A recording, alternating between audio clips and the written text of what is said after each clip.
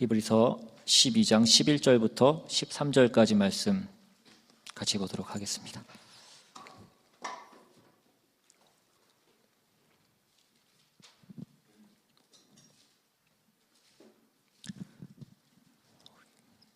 찾으셨으면 우리 한 목소리로 같이 읽겠습니다. 시작. 무릇 징계가 당시에는 즐거워 보이지 않고 슬퍼 보이나 후에 그로 말미암아 연단받은 자들은 의와 평강의 열매를 맺느니라. 그러므로 피곤한 손과 연약한 무릎을 일으켜 세우고 너희 발을 위하여 곧은 길을 만들어 저는 다리로 하여금 어그러지지 않고 고침을 받게 하라. 아멘. 기도하겠습니다. 하나님, 이 시간 주님의 자녀들이 주님의 말씀을 듣기 위해서 고개를 숙이고 주님 앞에 나아갑니다. 주님, 이 시간 주의 말씀이 온전히 선포되게 주님 도와주시옵시고, 그 말씀이 우리 안에 새겨지게 주님 도와주시옵시고, 그 말씀이 늘 우리 삶 가운데 기억나게 주님 도와주셔서 우리 삶 가운데 있는 그 매 순간순간마다 말씀을 따라 살아가는 우리 모두가 될 수 있도록, 하나님의 자녀다운 우리가 될 수 있도록 주님 늘 함께하여 주시고 인도하여 주시옵시고, 또 우리가 그렇게 자라날 수 있도록 이 시간 역사하여 주시옵소서. 악한 것 틈타지 않게 주님 도와주시옵시고 감사드리며 예수님의 이름으로 기도드리옵나이다. 아멘. 우리가 인생 가운데 그 위기와 고난을 만나게 될 때가 있는데, 그 인생의 위기와 고난이라는 것이 뚜렷한 기준 없이 또 무작위로 모든 사람들에게 일어날 수 있다는 데에 대해서 우리는 그것이 때로 부당해 보이기도 하고, 또 그러한 재난과 사고를 내가 당하게 되면 왜 하필 나인가라는 그런 생각을 하게 됩니다. 흔히 성장하기 위해서는 시련이 필요하다라고 얘기하기도 하고, 고난 뒤에는 축복이 온다라는 그 말을 하기도 하지만, 그것이 전혀 그 당시에는 위로가 되지 않는 것을 우리는 많이 보게 됩니다. 그 인생의 고난이라고 하는 것이 우리를 아무리 우리의 삶 가운데 어떤 그 새로운 인생의 단계로 우리를 이끌어가 준다고 하더라도, 우리는 그 고난을 피할 수만 있다면 피하고 싶고, 또 내가 그것을 피하여서 내가 조금 못한 수준의 인생을 살아간다고 할지라도 그것이 차라리 낫다라고 우리는 그렇게 생각하면서 살아갑니다. 그러나 앞서 말씀드린 대로 그 인생에 있어서 고난과 위기라는 것은 누구에게나 찾아올 수 있고, 우리는 그것을 피할 수 없습니다. 그러므로 중요한 것은 우리가 그 인생의 고난과 시련 앞에서 그것을 어떻게 반응하느냐 하는 것입니다. 고난 자체가 어떤 축복이나 은혜는 아니지만, 그것을 어떻게 반응하느냐에 따라서 그 반응이 우리의 삶 가운데 어떤 창조적인 에너지를 만들어낼 수 있다는 것입니다. 스위스의 정신학 박사인 피에르 렌치니크라는 박사가 1975년에 의학과 위생학이라는 합술 잡지에 고아가 세계를 주도한다라는 그런 논문을 기재한 적이 있습니다. 그가 어떤 세계의 그 세계사의 위대한 어떤 그 흐름을 만들었던 그 정치 지도자들의 삶을 살펴봤는데, 300여 명의 그 정치 지도자가 모두 어린 시절에 부모를 잃었거나 사생아였다라는 사실을 발견하게 됩니다. 그래서 그 박사가 그 어떤 사람의 정서적 불안정이 아이들에게 이례적인 어떤 권력의 의지를 만들어냈다라는 것을 발견하게 됩니다. 그런데 이것보다 더 중요한 것은 어떤 그 사람의 인생에 있어서 그 역경과 고난이라는 것이 그 사람을 창조적인 인물로 만들어내었다라는 것이 더 중요한 것입니다. 물론 이에 대해서 학자들은 우리가 관계와 원인이라는 것에 대해서 혼동해서는 안 된다라고 그렇게 얘기합니다. 그러니까 무슨 얘기냐면, 어떤 인생에 있어서 그 사람이 훌륭하게 되는 데에는 그 고난과 역경이라는 것이 있었다라는 것이 맞지만, 그것이 관계가 있는 것이 맞지만, 모든 고난과 모든 역경이 그 사람을 훌륭한 사람으로 만드는 그 원인이 되는 것은 아니라는 것입니다. 그러니까 다시 말해서 그 고난과 그 역경에 어떻게 반응하느냐에 따라서 그 결과는 달라질 수 있다라는 것입니다. 그가 어떤 역경과 고난 후에 성장하고 창조적으로 변했다고 한다면 그것은 고난 때문이라기보다는 그 고난에 적극적으로 반응했기 때문이라는 것입니다. 올바르게 싸웠고 도덕적으로 극복했기 때문이라는 것입니다. 그러므로 오늘 우리의 성장은 고난 앞에서 어떻게 반응하느냐에 달려 있는 것입니다. 똑같은 비를 맞아도 가시나무를 만들어내는 땅이 있고 꽃을 피게 하고 열매를 맺게 하는 그런 땅도 있다는 것입니다. 하나님께서는 우리를 하나님의 자녀로 삼으시고 우리가 하나님의 자녀다운 그 인격과 그 성품과 그 존재가 되시기를, 그런 존재로 만드시기를 목표로 하고 계십니다. 하나님께서는 우리를 그냥 애완동물이나 하나님께서 하시고자 하는 어떤 일을 시키는 그런 소모품으로 우리를 사용하시는 것이 아니라고 말씀드렸습니다. 그래서 하나님께서는 때때로 우리를 징계하시고 또 훈련시키시고 우리는 우리 자신이 그 훈련을 받아서 하나님이 기뻐하시는 그 자리의 수준까지 우리는 이르러야 되는 것입니다. 그러므로 징계의 본질이라고 하는 것은 그 징계를 받는 사람, 그 훈련을 받는 사람의 어떤 내면적인 수준의 성장과 그 완성에 있는 것이지 그것이 무슨 기술적이거나 어떤 부수적인 결과를 만들어내는 그런 기술적인 훈련은 아니라는 것입니다. 예를 들면 부모가 자녀들에게 훌륭하게 되라고 얘기하고 그 훌륭하게 되기 위해서 공부를 열심히 하라라고 그렇게 얘기했을 때에 그 공부를 열심히 하라는 것은 그냥 어떻게 해서든지 시험만 잘 봐서 1등을 하라고 얘기하는 것이 아니라 그 결과 이상으로 그 과정 가운데에 어떤 절제와 어떤 인내와 어떤 성실함 그런 것들을 배우라는 것입니다. 그러한 것들이 그 훈련 과정 가운데 있는 그 과정을 차지하는 중요한 내용인 것입니다. 하나님이 우리를 징계하심으로 만드시는 내용에 있어서도 마찬가지인 것입니다. 우리를 그 거룩하고 그 영광스러운 그 하나님의 자녀답게 하는 것을 목적으로 해서 그 훈련 과정이 요구되는 것이지 어떤 그 믿음이라는 이름으로 혹은 성령 충만이라는 이름으로 우리가 그냥 자동적으로 우리가 그냥 옳은 일을 하고 우리가 나쁜 일은 하지 않게 되는, 그러니까 기계적으로 어떤 일을 하게 되는 그런 사람을 만드는 것을 하나님이 원하시는 것은 아니라는 것입니다. 우리가 나쁜 일을 하려고 하면 갑자기 눈이 안 보이고 갑자기 귀가 안 들리고 갑자기 말을 못하게 되고 좋은 일을 할 때만 우리가 보이고 말도 할 수 있고 들리고 그런 것을 말씀하는 것은 아니라는 것입니다. 그러려면 눈과 코와 귀가 필요하지 않을 수도 있습니다. 우리는 우리가 봐야 할 것과 보지 말아야 될 것을 다 보고 우리가 들어야 할 것과 듣지 말아야 될 것을 다 듣고 우리가 해야 될 말과 하지 말아야 될 말을 우리는 동시에 다 합니다. 그러나 그것을 내가 분별해야 된다는 것입니다. 다 봤지만 어떤 것은 버리고 어떤 것은 택해야 되는 것이고 우리가 다 듣지만 어떤 것은 사귀고 어떤 것은 기억해야 되는 것입니다.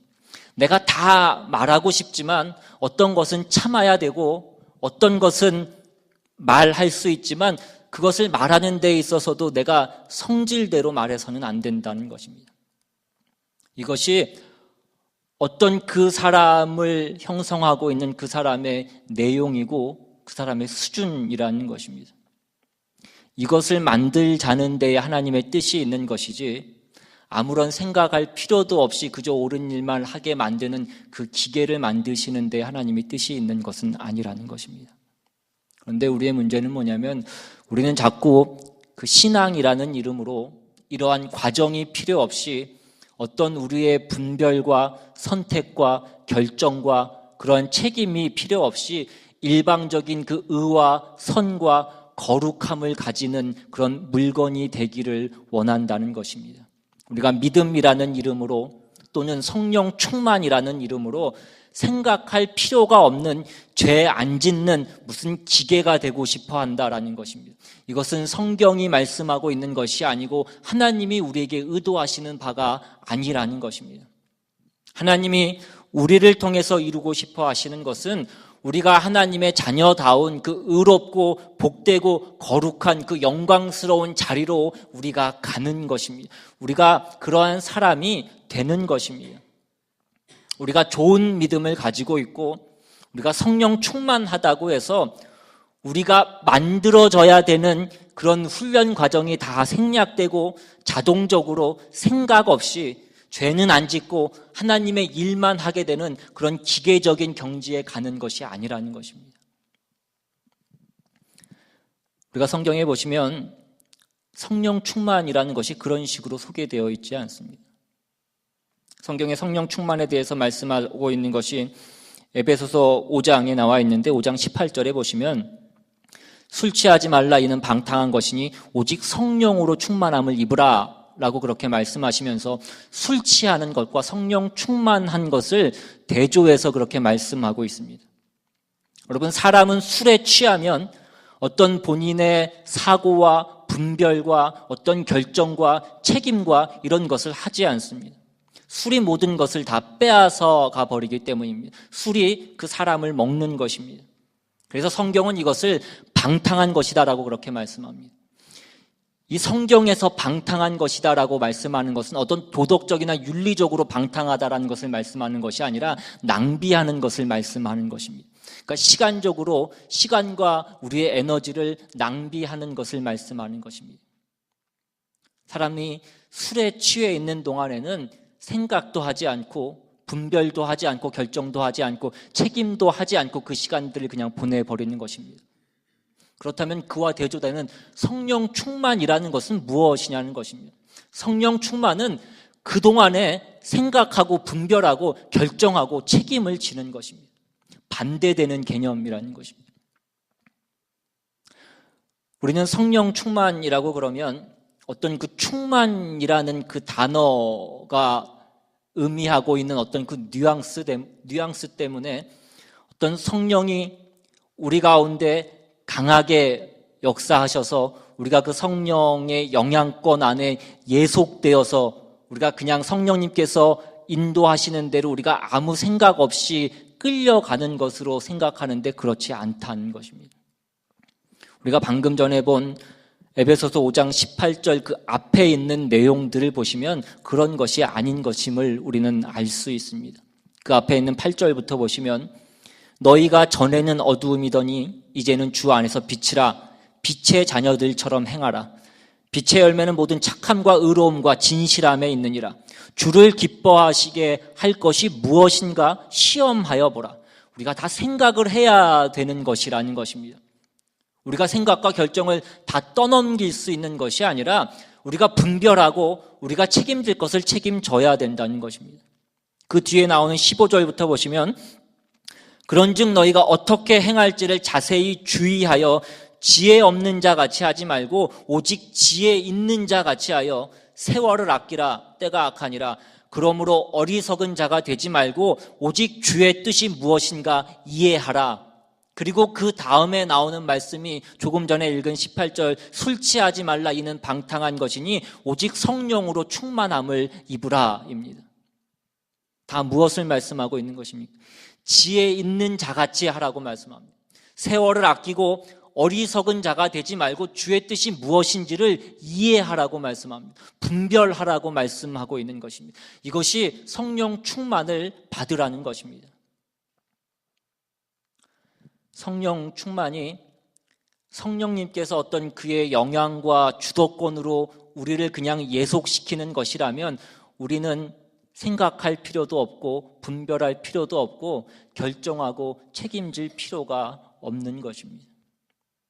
그런데 많은 성도들이 성령 충만이라는 것을 그렇게 생각하고 그렇게 기대한다는 것입니다.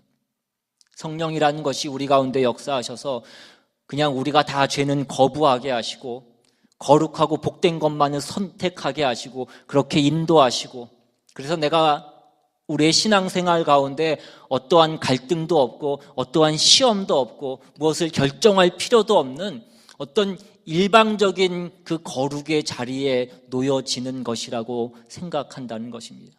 그런데 하나님께서는 우리를 그렇게 요구하고 계시지 않다는 것입니다. 성령님께서 이 땅에 오셔서 하시는 가장 대표적인 그 사역으로 나오고 있는 것이 요한복음 14장에 말씀합니다. 요한복음 14장 26절에 보시면 보혜사 곧 아버지께서 내 이름으로 보내실 성령 그가 너희에게 모든 것을 가르치고 내가 너에게 말한 모든 것을 생각나게 하리라. 성령님께서 우리에게 오셔서 하시는 일은 가르치시고 생각나게 하시는 것입니다.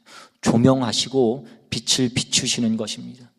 우리로 하여금 내가 어디에 있는 것인지, 내가 하려고 하는 것이 무슨 일인지, 그 진리와 거짓과 무엇이 참된 것이고 무엇이 헛된 것인지를 알게 하시고 분별하게 하시고 그리고 각성케 하시고 생각나게 하신다는 것입니다. 그러나 대신해 주시지는 않는 것입니다. 와서 우리를 꾸중하시고 징계하시고 그래서 생각나게 하시고 가르치실지언정 절대로 대신해 주시지는 않는다는 것입니다. 그것은 우리의 몫이고 우리의 책임인 것입니다. 그런데 우리는 자꾸 그 믿음이라는 이름으로 그 성령의 인도하심이라는 이름으로 우리가 져야 될 그 책임과 그 분별을 다 벗어버리고 우리 안에 어떤 신앙이라는 어떤 그 순수한 마음과 동기와 그 소망만 갖고 있으면 하나님께서 모든 것을 다 해주시는 것으로 하나님께 우리의 책임을 다 떠넘겨 버린다는 것입니다. 그러니까 어려운 일이 생기는 것은 내가 믿음이 없기 때문이고 내가 성령 충만하지 않은 것, 성령 받지 못한 탓으로 우리는 돌린다는 것입니다.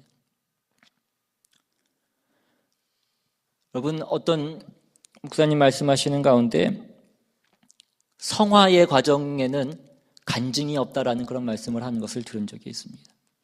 그러니까 그 과정 가운데 어떠한 일도 어떠한 고난과 어떠한 역경이 없다라는 것을 말씀하는 것이 아니라 소위 사람들이 말하는 그 간증, 어떤 하나님의 역사하셔서 기적을 베푸시고 어떤 기도를 했을 때 그 기도를 응답해 주셔서 어떤 문제를 해결해 주시는 그러한 간증거리는 우리가 자라나는 우리가 성화의 과정을 가는 그 기간 가운데는 나타나지 않는다는 것입니다. 그러한 간증은 다 언제 나타나냐면 우리가 처음 그 복음을 받아들일 때 우리가 그 중생의 과정 가운데 우리가 복음을 받아들이고 하나님의 자녀가 되는 그 과정 가운데는 그런 간증들이 있습니다. 그때는 어떤 감동이 있고 감격이 있고 어떤 드라마가 있습니다. 그러나 우리가 자라나는 그 싸움, 그 성화의 과정 가운데에는 그러한 과정 가운데 그런 간증은 없다는 것입니다. 마치 우리가 학교 다닐 때에 보면 학교 다닐 때 그저 열심히 공부만 한 학생들은 뭔가 얘기할 거리가 없는 것과 마찬가지입니다.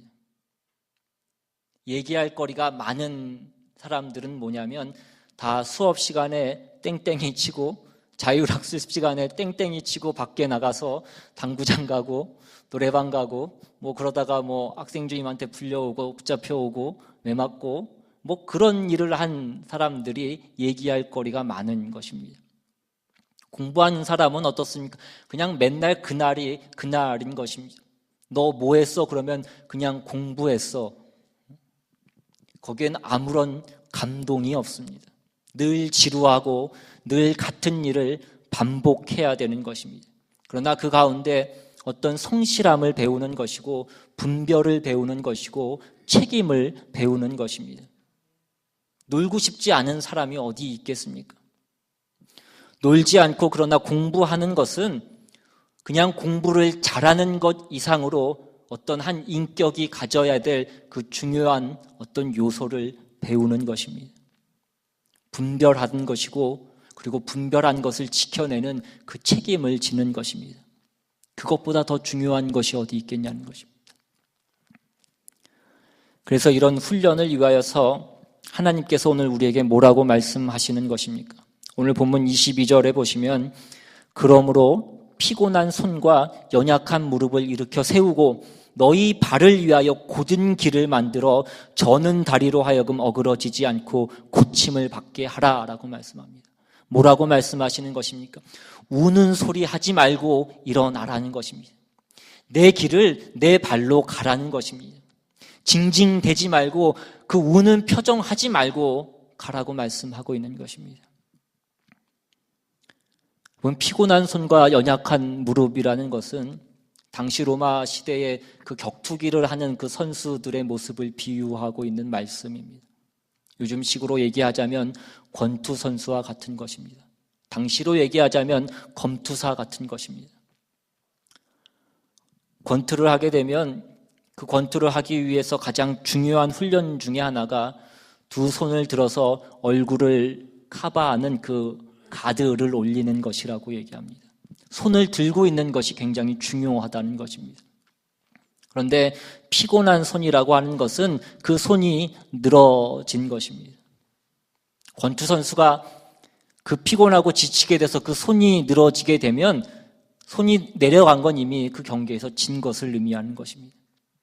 그래서 우리가 옛날에 그 권투 경기를 보면 그 코너에 있는 코치들이 끊임없이 외치는 소리가 무엇입니까?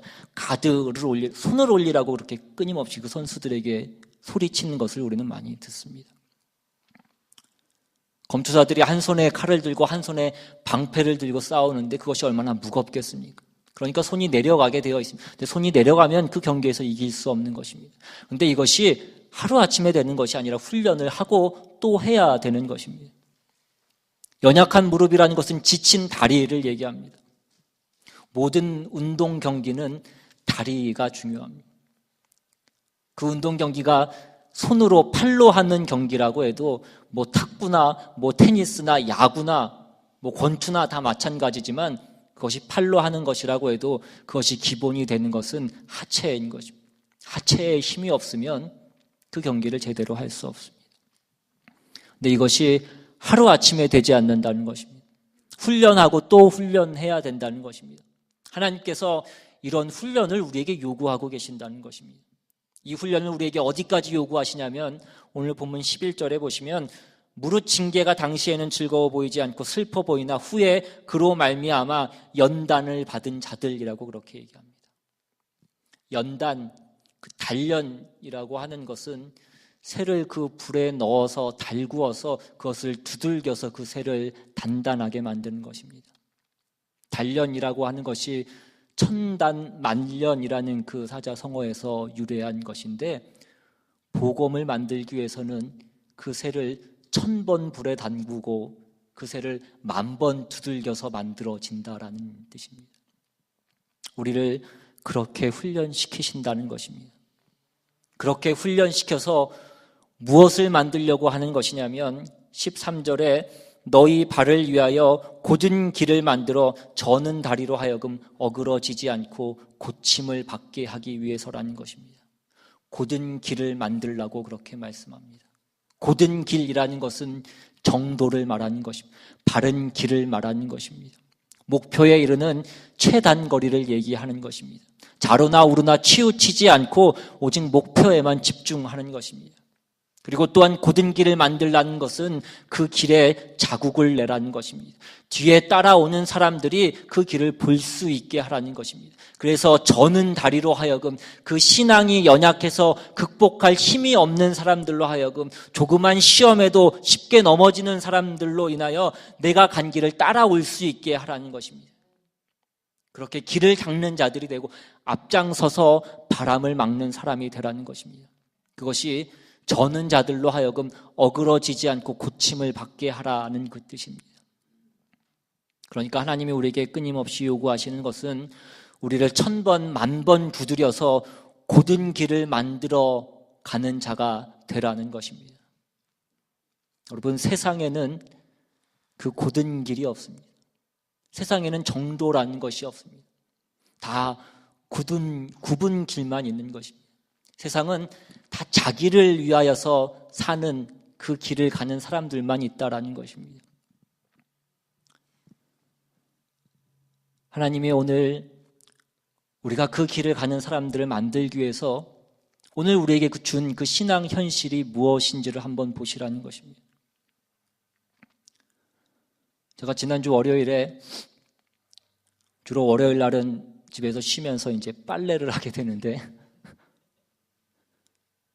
이제 집사람하고 저하고 빨래를 한 바구니씩 들고 그 아파트 런더리룸을 향해서 가고 있는데 런더리룸을 저희 아파트 가려면 그 가운데 쪽으로 가서 가운데 가면 풀장이 하나 있습니다. 근데 풀장이 또 그 쇠 철문으로 이렇게 울타리가 되어 있는데 그 문을 열고 지나서 다시 한번 나가는 문을 또 한번 열고 지나서 그렇게 런더리룸을 가야 됩니다. 근데 그날 따라 딱 갔는데 그 철문이 잠겨 있는데 열쇠가 안 맞는 것입니다. 보니까 위에 세로 열쇠를 달아놓은 것입니다.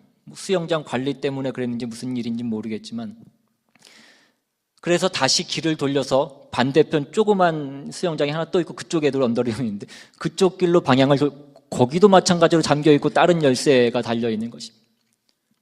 다시 길을 돌려서 왔던 길로 돌아서 집 앞을 지나서 파킹랏을 돌아서 그렇게 삥 돌아서 세탁실을 갔는데 가서 빨랫감을 다 넣고 세제를 다 넣고 빨래를 딱 돌리려고 했는데 카드를 넣었는데 배드가 나오는 것입니다. 세탁기가 고장난 것입니다. 2개를 넣었는데 하나는 됐고 하나가 고장났습니다. 다시 옮겼는데 거기도 고장났습니다. 마지막 한 대 남은 대로 옮기고 세제를 넣으려고 보니까 세제 넣는 데가 이건 뭐 곰팡이도 막 슬어 있고 여기다 빨래를 하면 빨래가 정말 더 깨끗해지는 건지 더 더러워지는 것인지 잘 모를 정도로 어쩔 수 없이 어쨌든 남은 것이 그거라서 빨래를 넣고 돌아서 나오는데 갑자기 순간 짜증이 확 나면서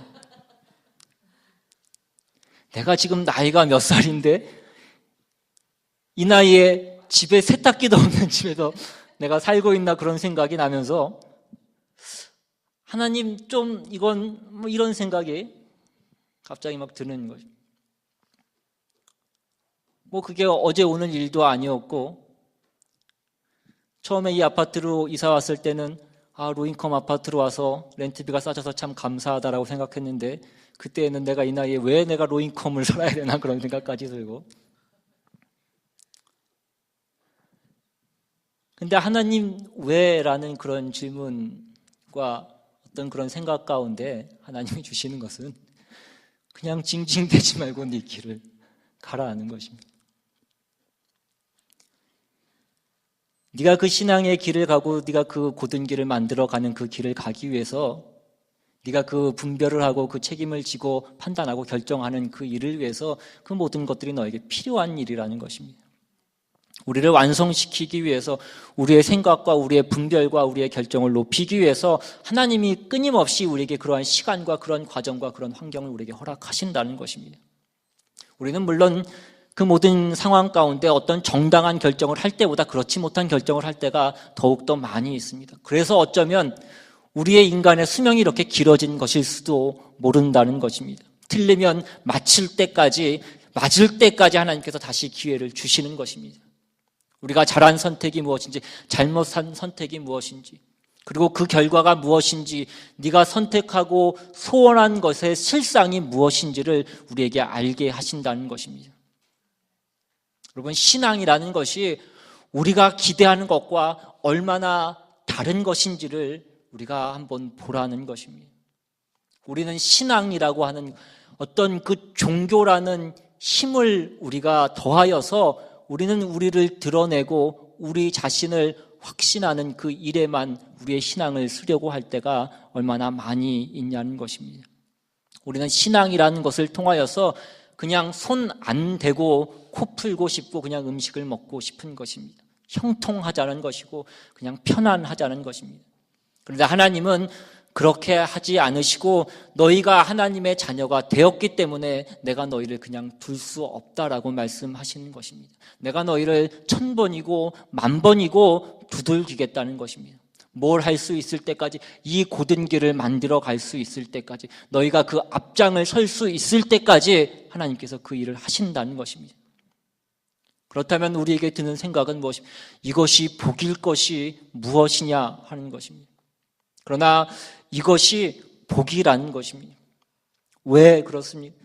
이것은 하나님이 하나님의 그 성품과 하나님의 그 사랑과 하나님이 베푸시는 그 능력과 그 일에 우리를 동역자로 삼으셔서 우리를 그 동역자로 취급하고 계신 것이기 때문에 그것이 복이라는 것입니다. 말씀의 서두에도 말씀드렸던 것과 같이 하나님께서는 우리를 그의 애완동물이나 살아있는 장난감으로 만드신 것이 아닙니다. 하나님은 우리를 고급한 인격으로 고급한 존재로 부르셔서 우리가 그의 동역자가 되기를 원하십니다. 아무든지 나를 따르려거든 자기를 부인하고 자기 십자가를 지고 나를 쫓을지니라 라는 것입니다.